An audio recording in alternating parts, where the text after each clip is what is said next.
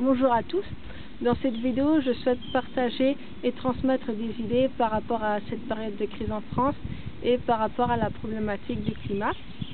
Donc, l'idée principale, c'est de développer des villes et des villages autonomes et solidaires au niveau alimentaire, artisanal, financier et énergétique, dans le respect de l'être humain et de la nature.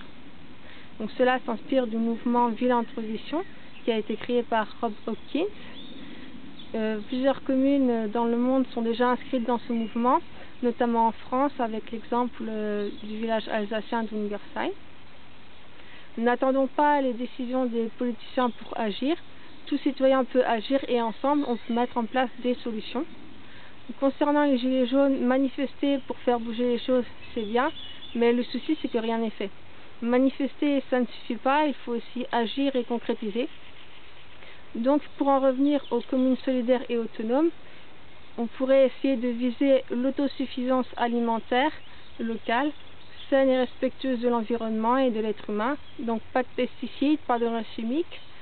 Plutôt utiliser des méthodes comme la permaculture et la biodynamie. Aller chez les producteurs locaux. Mettre en place aussi ce qu'on appelle l'agriculture urbaine.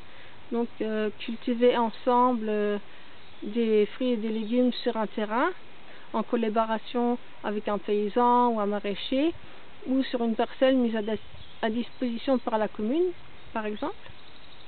Donc le but c'est de produire assez pour tout le monde et c'est pas grave si quelqu'un n'a pas assez d'argent pour payer la nourriture produite. Ce qui compte c'est que chacun puisse subvenir à ses besoins et être plutôt dans le partage et le don inconditionnel. Mettez-vous aussi à la place de ceux qui n'ont pas assez de sous pour acheter à manger.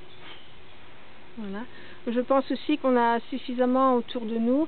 Est-ce que c'est nécessaire d'importer des tomates du Maroc, des pommes du Chili, des produits de Chine et en plus l'importation, ça a un impact sur l'environnement et le climat avec tous les kilomètres parcourus par les moyens de transport pour acheminer ces produits-là jusqu'en France.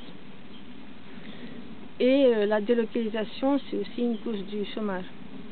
Une deuxième idée, ce serait de viser l'autonomie financière en développant une monnaie locale.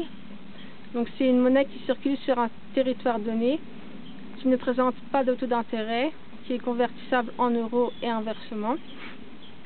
Et lorsqu'on l'utilise, il y a un pourcentage qui est reversé par exemple à une association ou pour créer un emploi. Donc, au niveau énergétique, on pourrait par exemple mettre en place des panneaux solaires. Le souci c'est que c'est assez coûteux et c'est pas forcément facile pour la commune de les acheter et ça doit être rentable. Ensuite, on pourrait développer et privilégier l'artisanat local au lieu d'acheter des produits étrangers importés. Moi je pense personnellement qu'on peut tout produire au niveau national et local. Pas besoin de surplus matériel. On pourrait aussi mettre en place des échanges de services, donc le troc. Par exemple, je m'occupe du jardin de la voisine et en échange, elle garde mes enfants. Ou je donne des cours de guitare contre des cours de langue. Voilà, si je fabrique du fromage, je peux en échanger contre le miel de l'apiculteur du coin, etc. Autre idée, ce serait de diminuer la consommation d'électricité de la commune. Est-ce que c'est nécessaire, par exemple, pour une petite ville ou un village, d'éclairer la nuit entre 22 et 23 heures jusqu'à 5 heures du matin, alors que la plupart des gens dorment?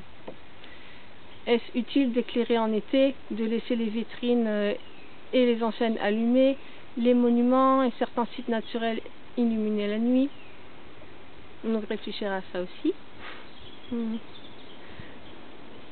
Autre idée, on pourrait également mettre à disposition du matériel qui serait rassemblé dans un entrepôt et destiné à être emprunté de manière ponctuelle, un peu comme le modèle des médiathèques et des bibliothèques. Donc ça pourrait être mettre en commun des outils de bricolage, de jardinage, échelles, vélos, barbecue, des ballons, tout plein d'objets. Du coup, l'utilisateur emprunte le matériel dont il a besoin pour la durée nécessaire et à la fin, il restitue ce matériel à l'entrepôt. Enfin, dernière idée, juste donner tout simplement.